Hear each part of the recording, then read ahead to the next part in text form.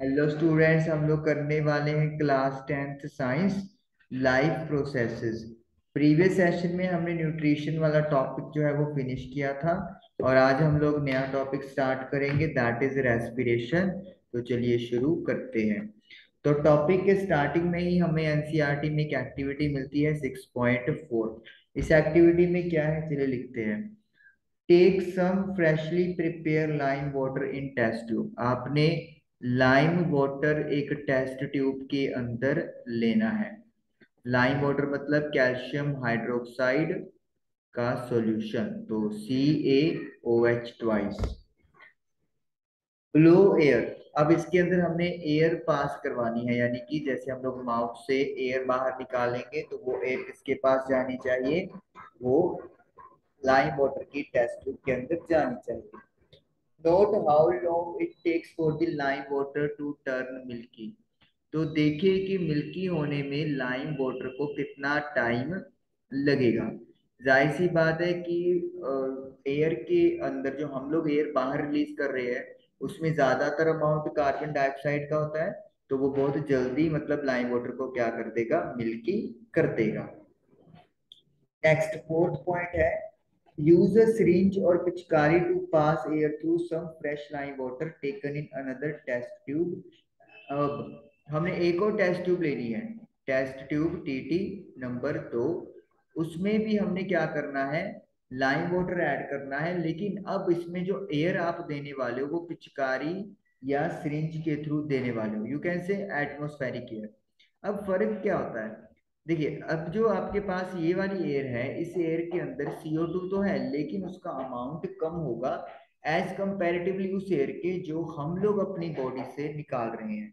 तो फिर इसे लाइम वाटर को मिल्की होने में टाइम भी क्या लगेगा, ज्यादा लगेगा। तो यहाँ पर जो टाइम है वो ज्यादा है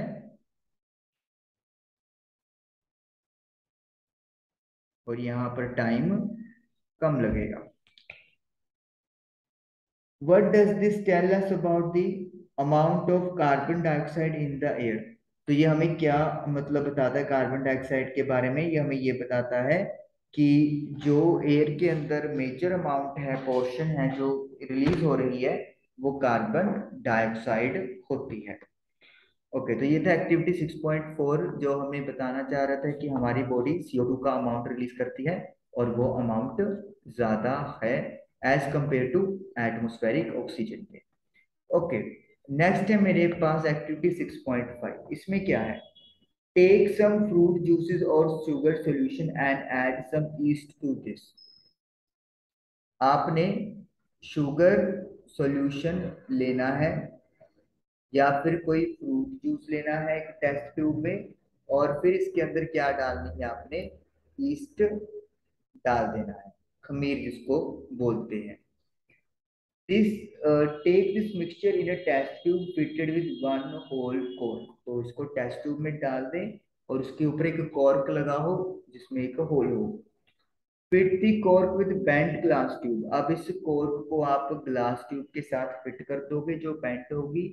dip the free end of the glass tube into the test tube containing freshly prepare lime water. अब आप क्या करोगे, जो ट्यूब का दूसरा एंड है, मैं आपको एक डायग्राम के थ्रू समझाने की कोशिश करता हूँ। ये सपोज कर लो टेस्ट ट्यूब है जिसके अंदर हम लोगों ने क्या किया है, शुगर एंड ईस्ट ऐड किया है। अब इस पे आपने लगा दिया है कॉर्क,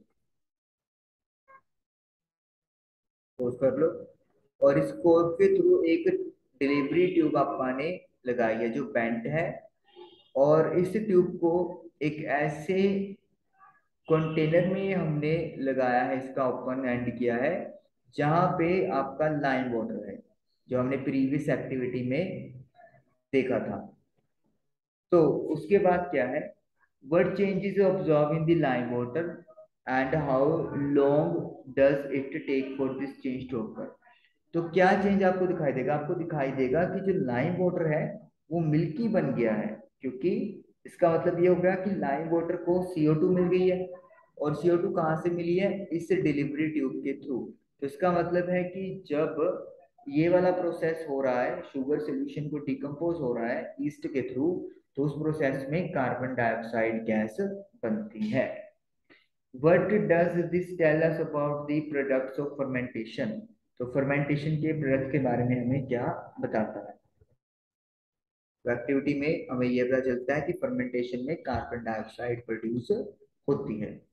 ओके, अब हमने खाना जो है वो ब्रेक डाउन कर लिया है और खाना हमारी बॉडी के हर पार्ट पे पहुंच गया है। अब उससे हमें मिलानी है एनर्जी, तो दैट इज कॉल्ड रेस्पिरेशन। देखते हैं क्या है। फर्स्ट स्टेप क्या है? To break down glucose into pyruvate. हमारी बॉडी ने कार्बोहाइड्रेट को ब्रेक डाउन किया था, उसे सिंपल फॉर्म यानी ग्लूकोज में बना दिया था। अब रेस्पिरेशन की पहले स्टेप में क्या होगा? जितने भी ऑर्गेनिज्म हैं, मतलब जो रेस्पिरेशन करते हैं, उनमें क्या होगा कि वो ग्लूकोज को ब्रेक डाउन करेंगे पायरोवेट के अंदर। जो ग्लूकोज है उसमें 6 कार्बन मॉलिक्यूल है, और जो पायरोवेट है उसमें 3 कार्बन मॉलिक्यूल है। तो यानी कि पायरोवेट में कार्बन के 3 मॉलिक्यूल्स हैं और ग्लूकोज में कार्बन के 6 मॉलिक्यूल्स हैं। The process takes place in cytoplasm, और ये जो प्रोसेस है वो साइटोप्लाज्म के अंदर होती है। सेल है, सेल का एक पार्ट है साइटोप्लाज्म, तो साइटोप्लाज्म के अंदर ये वाला स्टेप होता है कि ग्लूकोज को पहले पायरुवेट में कन्वर्ट किया जा रहा है। ये हमारे पास फर्स्ट पॉइंट है।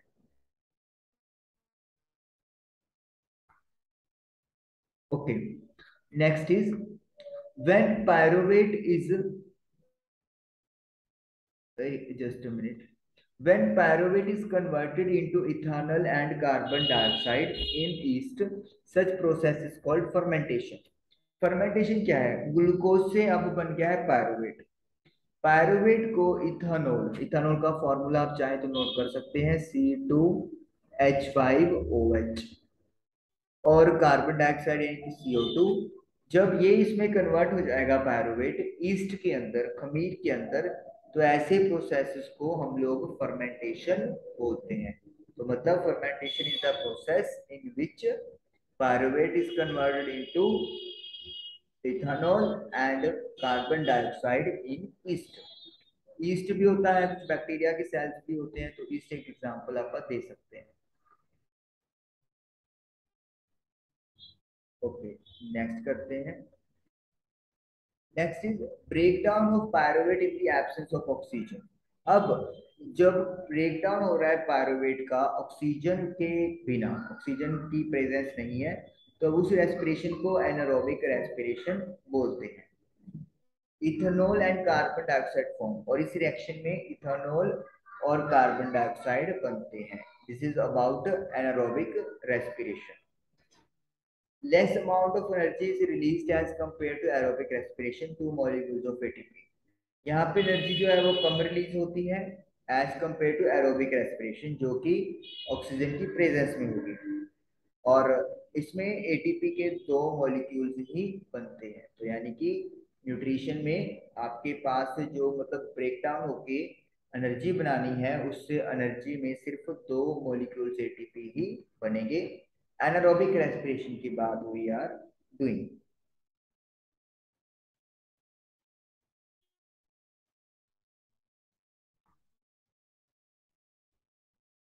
ओके, नेक्स्ट है breakdown of pyruvate using oxygen takes place in mitochondria. अब अगर ऑक्सीजन की प्रेजेंस में या एयर की प्रेजेंस में पायरुवेट का ब्रेकडाउन हो रहा है, तो कहाँ पे होता है? माइटोकॉन्ड्रिया में होता है। Breaks up the 3 carbon pyruvate molecule to give 3 molecules of carbon dioxide and water।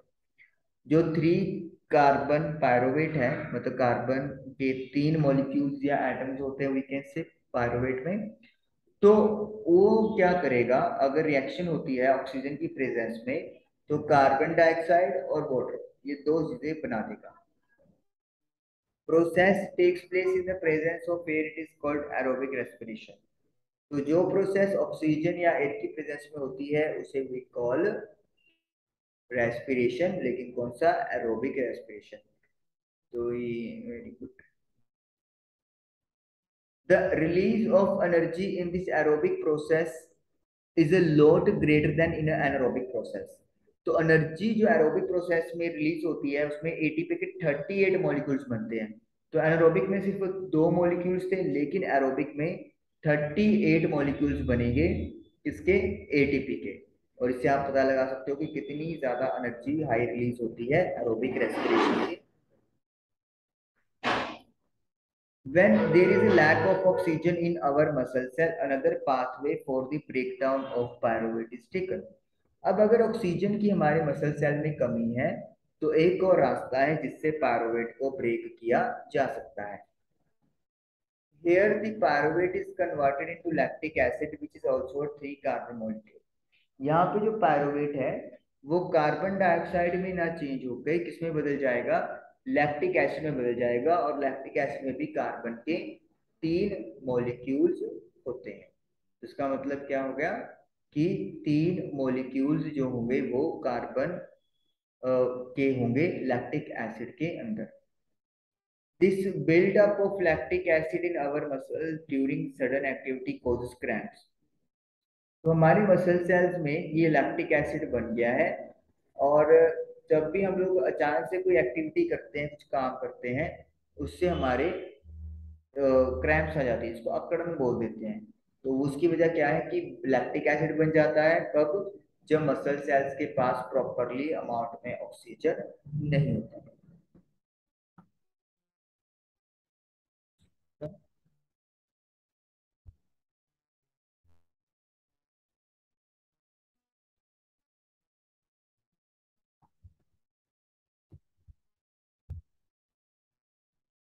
Okay, point है अभी हमारे पास।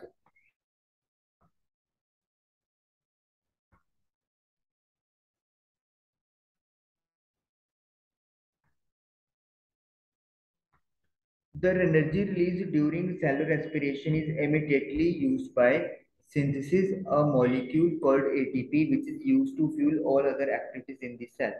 तो जो एनर्जी रिलीज हो गई है सेलुलर रेस्पिरेशन में उसे तुरंत यूज कर लिया जाएगा एक एटीपी का मॉलिक्यूल बनाने के लिए, जिससे कि बाकी सेल जो सेल की एक्टिविटीज हैं सारी वो परफॉर्म हो सके। तो जो एनर्जी रिलीज हो रही है एटीपी यू कैन से उसकी फॉर्म में, मतलब वो बन जाएगी और उसे अपन एज अ फ्यूल यूज करेंगे। जैसे बाइक को चलने के लिए फ्यूल चाहिए पेट्रोल, उसी तरीके से सेल को अगर अपने बहुत सारे काम करने हैं तो उसको एनर्जी चाहिए। इन दीज प्रोसेसेस, ऐसी प्रक्रियाओं में ATP is broken down, ATP को ब्रेक डाउन किया जाता है, giving rise to fix amount of energy, और एक फिक्स अमाउंट का एनर्जी रिलीज होता है, which can drive the endothermic reactions taking place in the cell, जिससे कि क्या है एंडोथर्मिक रिएक्शन जो है वो सेल के अंदर की जा सकती है। एंडोथर्मिक क्यों बोला, क्योंकि यहाँ पर एनर्जी सेल एटीपी को ब्रेक डाउन करके एब्सॉर्ब करेगा और इससे वो अपनी सारी एक्टिविटी जो है वो परफॉर्म कर सकता है। तो आज हमने रेस्पिरेशन की बात की और हमने बहुत कुछ देखा, एरोबिक एनारोबिक प्रोडक्ट्स देखे होंगे। आई होप कि आप लोगों को क्लियर हुआ होगा। काइंडली इसकी रिवीजन जरूर करें। Thank you for watching the video.